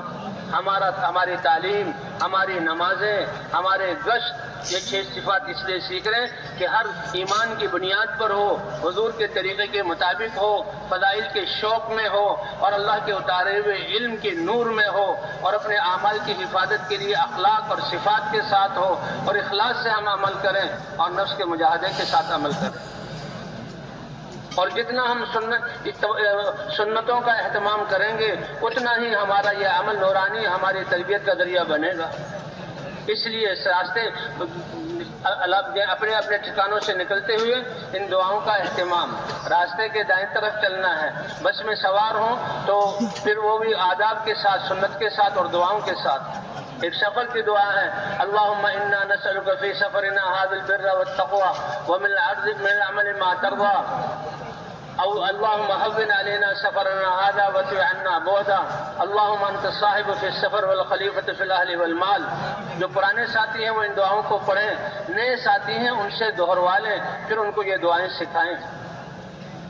سوار، یہ تو ہمارا دین ایسا ہے کہ یہ تو ہر چیز کے آداب بتاتا ہے. اچھی چیزیں دائیں طرف سے کرنی ہے، اور پخانا، پیشاب اور ناک صاف کرنا یا دوسرا یہ بائیں ہاتھ سے کرنا ہے. اللہ کے رسول نے ہر چیز کے آداب سکھائے، بیت الخلاء میں داخل ہونے کے آداب، اور جو ہے دعا کے اس سے پہلے دعا، نکل کر دعا، اور پاکی کے آداب اللہ کے رسول نے بتلائے۔ تو اس لیے جتنا ہماری زندگی میں سنت ہوگی، ہماری دل کی نورانیت بھی بڑھے گی، اور یہ اعمال جو ہے فضاؤں پر اثر ڈالیں گے۔ اس لیے سوار ہونا دائیں پاؤں سے بسم اللہ پڑھ کر سواری پر بیٹھ جائیں، تو پھر 3 دفعہ الحمدللہ، 3 دفعہ اللہ اکبر، اور پھر لا الہ الا انت سبحانک انی کنت من الظالمین، یا اللہ یہ جو استغفار والی دعا وہ دعا پڑھ لیں، اور پھر جو ہے سبحان الذی سخر لنا ھذا وما كنا له مقرنین وانا الی ربنا لمنقلبون۔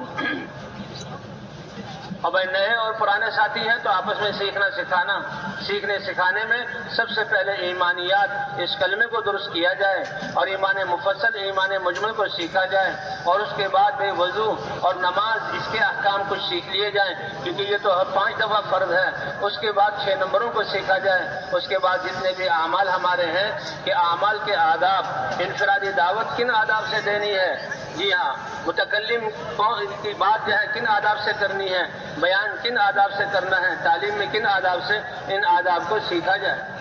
اللہ کے رسول صلی اللہ علیہ وسلم فرماتے ہیں علمنی ربی فاحسن تعلیمی وادبنی ربی فاحسن تادیبی، میرے رب نے مجھے علم سکھلایا اور بہت اچھا علم سکھلایا، میرے رب نے مجھے سلیقے سکھلائے اور بہت اچھے سلیقے سکھلائے۔ اس لیے فرمایا ایسی مہذب اور مرتب اور ایسی پیاری پاکیزہ نورانی زندگی لے کر آیا ہوں، اے عرب کے باسیوں اور صحراؤں کے رہنے والوں، اے جاہلیت کے گڑھوں میں پڑے ہوئے، تم نے اس زندگی کو اختیار کر لیا۔ دنیا کی حکومتیں اور مہذب قومیں جو اپنے آپ کو کہتی ہیں، یہ اپنے باپ دادا کے اصولوں طریقوں کو بھول جائیں گے اور تمہارے سلیقوں کو اپنا لیں گے۔ اللہ نے اس وعدے کو چند ہی سالوں میں پورا کیا کہ کہاں مدینے سے نکل کر اسپین تک، اور کہاں مدینے سے نکل کر جو ہے بلقان کی ریاستوں تک، اور کہاں مدینے سے نکل کر خراسان اور جو ہے سائبیریا،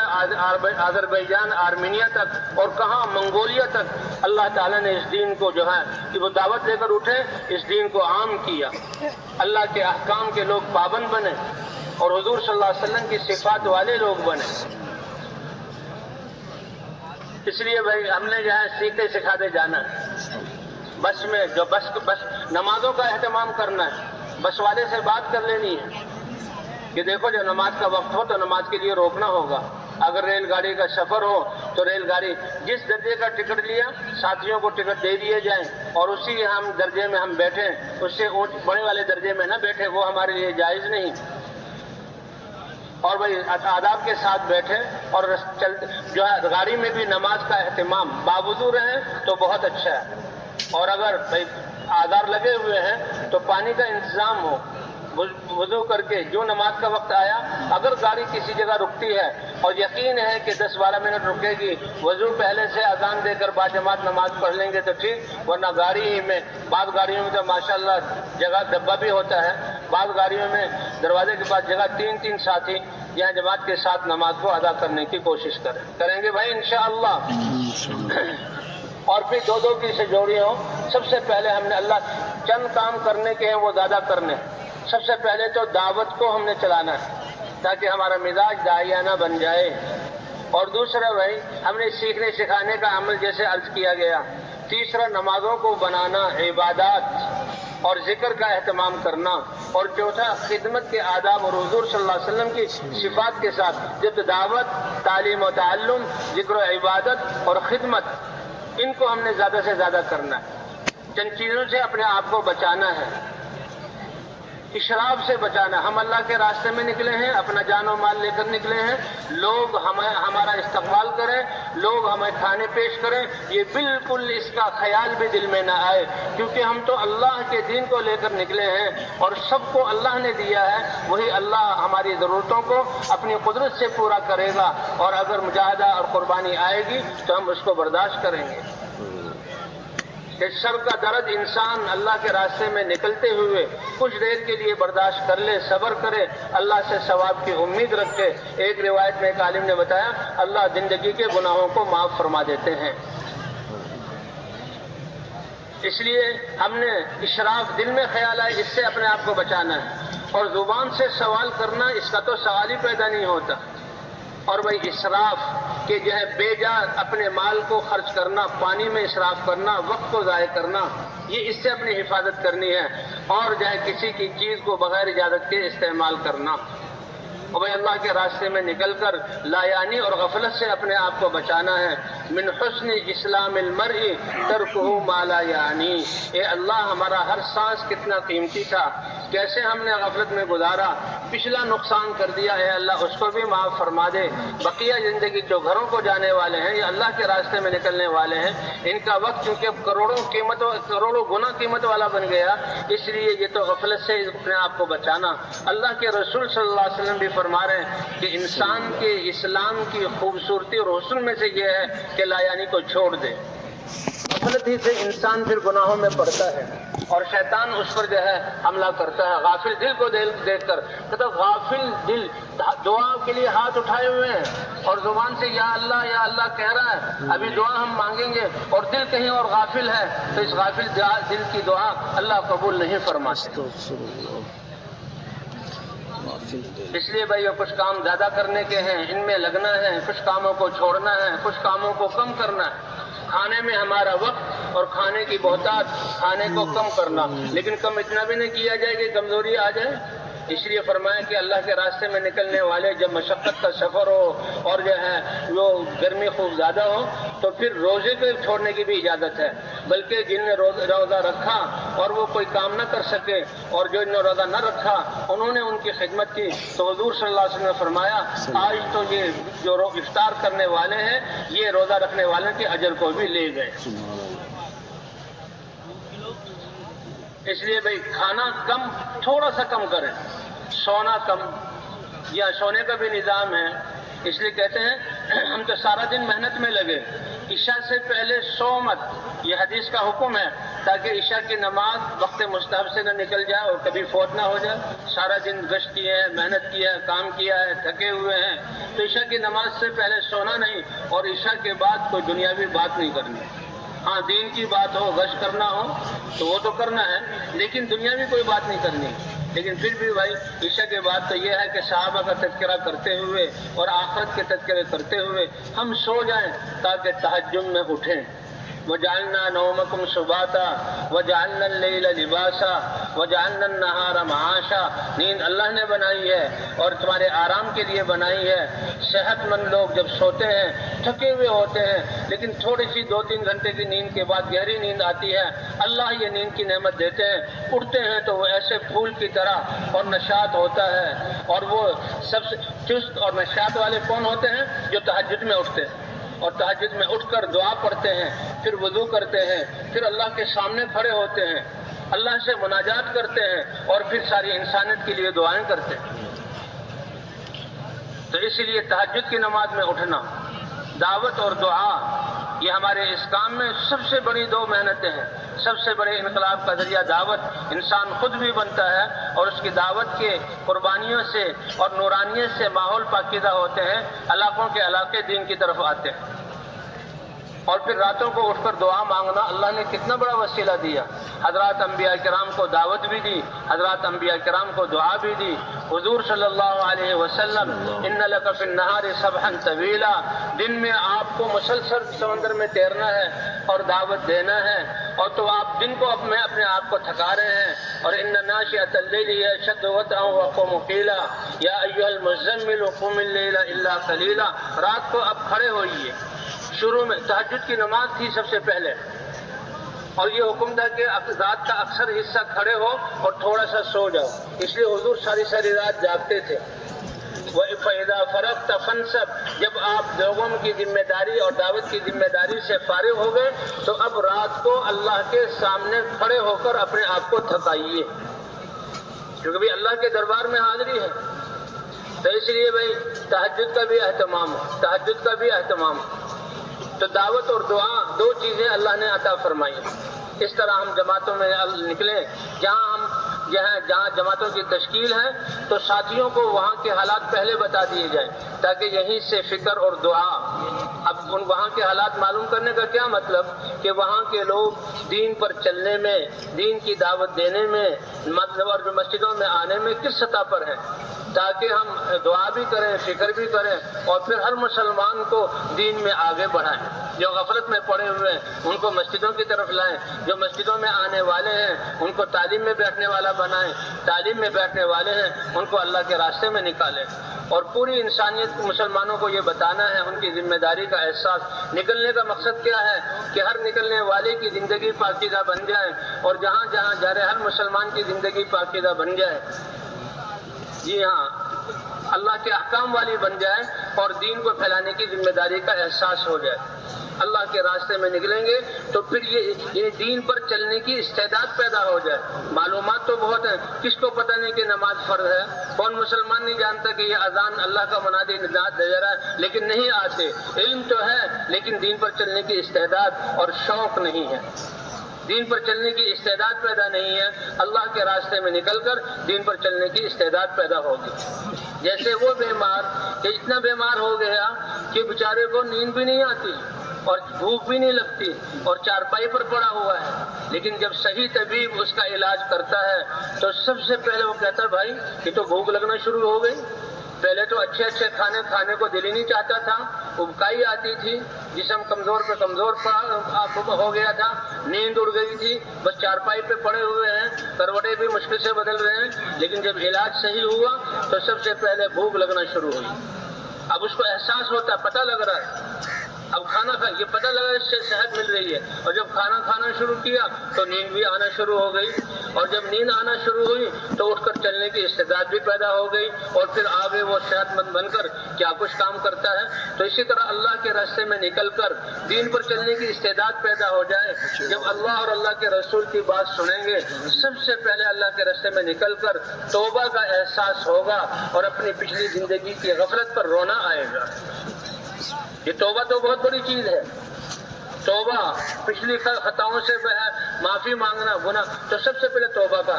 اور پھر عبادات پر مسلمان آئے گا، اور پھر دین کی محنت کرنے والا بنے گا، نکلنے گا، اور لوگوں کو نکالنے کا مقصد ہی یہی ہے کہ دین پر چلنے کی استعداد پیدا ہو جائے، اور دین پر چل کر انسان کی زندگی پاکیزہ بن جائے، اور پوری دنیا میں دین کو پھیلانے کا احساس، ذمہ داری کا احساس۔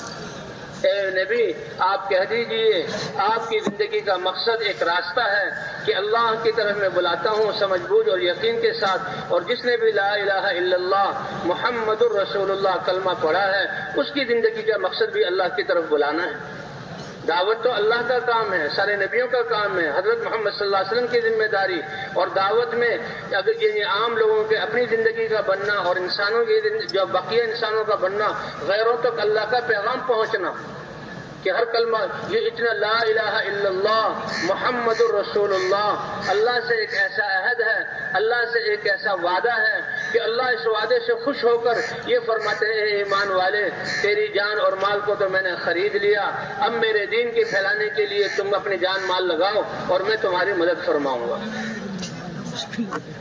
اس لیے بھائی ان اعمال کے ساتھ ہم نے جب بستی آئے تو بستی سے پہلے رک جائیں، سارے ساتھیوں کو جمع کر لیں، اور جمع کر کے نیت کی تجدید کراتے رہے کہ اللہ کے راستے میں نکلنا کس لیے، ہاں یہ مقصد ہمارے سامنے رہے، پورا عالم اور قیامت تک آنے والی نسلیں اس کی نیت ہوگی تو اسی کے مطابق ہماری تربیت بھی ہوگی اور ہمارے اعمال کا اثر پورے عالم پر پڑے گا۔ الحمدللہ یہ محنت ہر ایک 6 روزے کے لیے نکلے، 40 دن کے لیے نکلے، 4 مہینے کے لیے نکلے، 7 مہینے کی استعداد پیدا ہوئی، اللہ نے پوری دنیا کے مسلمانوں کو جوڑ دیا۔ آج کراچی پورا شہر اس میدان میں انہی دعوت والے اعمال کی وجہ سے 3 دن سے بیٹھا ہوا ہے، اور آج اللہ سے دعا مانگنے کے لیے اور اللہ کو راضی کرنے کے لیے جمع ہوا ہے۔ کتنی بڑی طاقت ہے اس دعوت حق کی، اس لیے تو ان کو بتایا جائے کہ ہمارا یہاں آنے کا مقصد، وہ لوگ جو اب بستی کی طرف جا رہے ہیں ان کو بھی بھائی دعاؤں میں شامل ہو جاؤ، اور پھر بتانا کہ ہمارے اللہ کے راستے میں نکلنے کا مقصد، اس گاؤں کی طرف آنے کا مقصد یہ ہمارے مسلمان بھائی ہیں، اور یہ کیسے یعنی یہ ان کی زندگی پاکیزہ بن جائیں، اللہ ان سے راضی ہو جائے، نبی کی محنت کرنے والے بن جائیں، ہر گھر پر اللہ کی رحمت اترے۔ اس لیے ہم ان کے پاس جا رہے ہیں. وہ لوگ بھی سنیں گے کہ بھئی اس زمانے میں یہ کتنے ہمارے بڑے ہمدرد فرقہ ہیں، اور پھر ساری انسانیت کے لیے دعا میں ہاتھ اٹھا کر اور آنسو بہا کر اور رونے کی شکل بنا کر ان بستی والوں کے لیے دعا کریں گے. تو جو بستی والے شریک ہوئے ہیں وہ ہمارے مقصد کو پہچان کر ہم سے پہلے پیغام پہنچائیں گے. اور بھئی راستے کے دائیں طرف چلنا ہے اور نظروں کی حفاظت کرنی ہے کہ نظر شیطانوں کے تیر میں سے ایک تیر ہے. جب دنیا کی چیزوں، اور زہریلا تیر ہے، جب دنیا کی چیزوں کو دیکھتا ہے تو اس کا یقین دل میں آ جاتا ہے، اور غفلت والی عبادت اور دعا اس کی کوئی قیمت نہیں. اس لیے راستے کے دائیں طرف چلتے ہوئے مسجد میں داخل ہوں تو مساجد اللہ کا گھر ہے، اللہ کے گھر کی عظمت لا کر داخل ہوں. مسجد میں داخل ہونے کے آداب ہیں. اگر ہمارے ہم جماعت گئے ہیں تو اگر وہاں کے پرانے ساتھیوں کو پہلے سے اطلاع مل جائے کہ اس وقت ہم جہاں 9 بجے 10 بجے ہماری جماعت پہنچے گی تو بھی کوئی مشکل ہی پیش نہیں آئے گی. وہ ساتھی پہلے سے استقبال میں ہوں گے. اور مسجد میں داخل ہونے کے آداب: بائیں پاؤں سے جوتا نکال کر بائیں پاؤں پر جوتے پر رکھ لیا جائے، بائیں پاؤں سے جوتے سے پاؤں نکال کر جوتے پر رکھ لیا جائے، اور دائیں جوتے سے پاؤں نکال کر مسجد میں رکھ لیا جائے. بسم اللہ والصلاۃ والسلام علی رسول اللہ، اللہم افتح لی ابواب رحمتک، یہ دعا ہے. اور نفلی اعتکاف کہ جتنی دیر مسجد میں رہنا ہے اتنی دیر اعتکاف کی میں نیت کرتا ہوں. ایک رمضان کا 10 دن کا اعتکاف ہوتا ہے، اور مسجد میں جب جائے انسان ہر وقت جو ہے وہ مسجد کے اعتکاف کی نیت کر سکتا ہے. کہ جب اپنے ٹھکانوں سے روانہ ہو، اپنے گھروں سے اللہ کے راستے میں نکلے یا جس سفر میں بھی جائیں، حضور کی سنت ہے کہ 2 رکعت نماز گھر والوں کے لیے سب سے بہترین تحفہ جو آپ چھوڑ کر جا رہے ہیں، گھر میں یا جس ٹھکانے سے نکل رہے ہیں 2 رکعت نفل پڑھ کے نکلیں. اسی طرح جب اللہ کے گھر میں داخل ہوں، تحیۃ المسجد، تحیۃ الوضو، صلاۃ الحاجہ، سب سے پہلے وضو کریں، اور وضو کر کے ساری جماعت جو ہے 2 رکعت نماز نفل پڑھیں. یہ تحیۃ المسجد ہے. اس میں تحیۃ الوضو کی نیت بھی کر لیں. پھر اللہ سے مانگے، اے اللہ، ہم حضور صلی اللہ علیہ وسلم کی محنت پر ان لوگوں کو کھڑا کرنے کے لیے آئے ہیں. اے اللہ، ان کے دلوں کو اپنی طرف پھیر دے، ہماری سیدھی سادی بات کو اور ہماری اس دعوت کو ان کی ہدایت کا ذریعہ بنا لے. اے اللہ، یہ ہمارا کمائی ہے آخرت کی، اے اللہ ہمیں ان کی ہدایت کا ذریعہ بنا لے. اپنے بستروں کو، اگر کوئی مسجد کے ساتھ کوئی کمرہ ہے جو جماعت والوں کے لیے ہے تو سامان کھانے پینے کا بستر کا وہاں رکھا جائے، اعمال مسجد میں کیے جائیں. اگر نہیں ہے تو مسجد میں ایک کونے میں بستروں کو مرتب کر کے کہ ہر آنے والا سمجھے کہ سلیقے والے لوگ ہیں، چادر سے اس کو ڈھانپ دیا جائے. خدمت کا سامان، یہ گیس کے چولہے یا مٹی کے تیل کے چولہے اور پیاز اور لہسن بدبودار چیز کو مسجد میں لے کر نہ جایا جائے. یہ اللہ کے گھر ہیں، ہر وقت فرشتے اس میں اترتے ہیں. انسان بھی بدبو کو ناپسند کرتا ہے، حالانکہ یہ کس چیز کا مجموعہ ہے؟ فرشتے تو نور سے بنے ہوئے، ان کو بڑی ناگواری ہوتی ہے. اس لیے کہتے ہیں کہ جب تہجد کی نماز پڑھیں مسواک سے اچھی طرح اپنے منہ کو صاف کر لیں. مسواک کرنے کے بعد پھر انسان نماز میں کھڑا ہوتا ہے، قرآن کو پڑھتا ہے، فرشتے اس کے منہ کو سے منہ لگا کر اس کے قرآن کی تلاوت کو لیتے ہیں. اس لیے بھائی مسلمان تو پاکیزہ ہیں. ایسی چیزوں کو اگر جو خدمت کے سامان ہیں جو وضو کی جگہ مسجد سے باہر وہاں رکھا جائے. اگر مسجد کی خدمت کی ضرورت ہو وہ کر لی جائے، اور پھر 2 رکعت نفل پڑھ کر اللہ سے مانگ کر مشورے کے لیے بیٹھا جائے. جہاں اللہ نے عالم کے انقلاب کے لیے یہ حضور والی محنت دی. حضور عالمی نبی ہے، آپ کا دین عالمی دین ہے، آپ کی کتاب عالمی کتاب ہے، آپ کی محنت عالمی. اس لیے مولانا الیاس صاحب رحمۃ اللہ علیہ نے 3 دن کے لیے نکالا، اس کو پورے عالم کے لیے، پورے عالم میں تم جاؤ گے، عالم کی نیت کرو. اس وقت تصور بھی نہیں تھا، نہ کوئی عقل مان سکتی تھی، لیکن اللہ نے دکھایا. صرف اس نکلنے کی برکت سے پوری دنیا کے مسلمانوں کو آج اللہ نے جوڑ دیا. افریقہ کے جنگلوں میں اور یورپ کے برفانی تودوں میں اور جو ہے صحراؤں میں اور جو ہے شہروں میں، بستیوں میں، ہر جگہ، جزیروں میں اور جو ہے آبادیوں میں اللہ کے دین کی محنت پہنچ چکی اور مسلمان متحرک ہو چکا. کتنی بڑی طاقت والا عمل ہے. اس لیے پورے عالم کی نیت. تو بہرحال تو اللہ نے یہ محنت دی عالمی، اس کے لیے ہماری تربیت ہو اور ہم صحیح کام کو صحیح لے کر چلیں. مشورہ دیا ہے حضور صلی اللہ علیہ وسلم پر، تو وہی اتر رہی ہے، اور آپ تو صحابہ کے استاد ہیں، آپ علم کے منبع ہیں. تو آپ کو مشورے کی کیا ضرورت، لیکن امت کی تربیت کے لیے، ان کے حوصلے کو بڑھانے کے لیے اور ان کی استعدادوں کو کام کے میں لانے کے لیے، میدان مہیا کرنے کے لیے اللہ نے فرمایا وشاورہم فی الامر، اپنے صحابہ سے مشورہ کیجیے۔ کچھ پرانے ساتھی ہیں، کچھ نئے ساتھی ہیں، مشورے سے اپنے ذہن کو اللہ کے دین کے پھیلانے کے لیے استعمال کرنا، اس پر اللہ راہیں کھولیں گے۔ ساتھیوں کی اس میں جو ہے حوصلہ افزائی ہوگی اور دل جڑیں گے، اس لیے بہت ضروری امر ہے۔ پرانے ساتھیوں کو بھی جمع کر لیا جائے، پہلے ان سے حالات پوچھ لیے جائیں، اپنی جماعت کی کیفیت بھی بتا دی جائے کہ بھی کیسے کام کرنا ہے، پھر سارے ساتھیوں سے رائے لی جائے۔ یہ کوئی روٹنی اور سطحی اور سرسری چیز نہیں ہے کہ ہم بغیر سوچے سمجھے، نہیں، سوچیں سمجھیں، اللہ سے مانگیں۔ کوئی خاص دعا نہیں ہے، لیکن اللہم علمنا مراشد امورنا واعذنا من شرور انفسنا پڑھ سکتے ہیں۔ نیا ساتھی بھی رائے دے، پرانا ساتھی بھی رائے دے، کیونکہ یہ ہمارا کام اجتماعی ہے اور سب اکٹھے بیٹھے ہوئے ہیں، اللہ کی رحمت سب پر اترتی ہے۔ بعض دفعہ نئے لوگوں کی زبان پر ایسی رائے آ جاتی ہے کہ اس میں فائدہ ہوتا ہے، اس لیے نئے کی رائے کو ہم حقیر نہ سمجھیں۔ ایسا نہ بیٹھیں کہ یہ کیا رائے دے گا، یہ تو کل کا بچہ ہے، یہ تو آج نکلا ہے، یہ کیسے۔ علماء فرماتے ہیں حضور صلی اللہ علیہ وسلم جب غزوہ بدر کے موقع پر میدان میں پہنچے، حضور نے میدان والی زمین کو اختیار کیا تو حباب ابن منذر، ان کا نام، یہ صحابی ہے اور کہیں زیادہ نام نہیں آتا، اس جگہ نام آتا ہے۔ انہوں نے پوچھا ہے اللہ کے رسول، آپ کا یہاں قیام کرنا، صحابہ کو ٹھہرانا، یہ وحی ہے یا آپ کا آخری فیصلہ ہے؟ پھر تو بولنے کی گنجائش نہیں، لیکن اگر یہ آپ کی رائے تھی تو میں یہ رائے دیتا ہوں کہ اس جگہ کو چھوڑ کر وہ دوسری جگہ آ جائے۔ اللہ کے رسول نے امت کو بتلانا تھا تو اللہ کے رسول نے ایک عام صحابی کی رائے کو قبول کیا اور اس میں اتنی خیر ہوئی کہ اللہ نے پہلی مدد مسلمانوں کی بارشوں کے ساتھ کی، تو بارش جو برسی تو جو چکنی مٹی تھی وہ تو کیچڑ بن گئی اور ریت جم گیا، صحابہ کی پیاس بھی دور ہو گئی اور ریت پر چلنا بھی آسان ہو گیا۔ تو امت کو بتلایا گیا کہ دیکھو دین کے لیے مشورے کی جماعت جو بیٹھی ہوئی ہے، کسی کی رائے کو ہلکا نہ سمجھنا،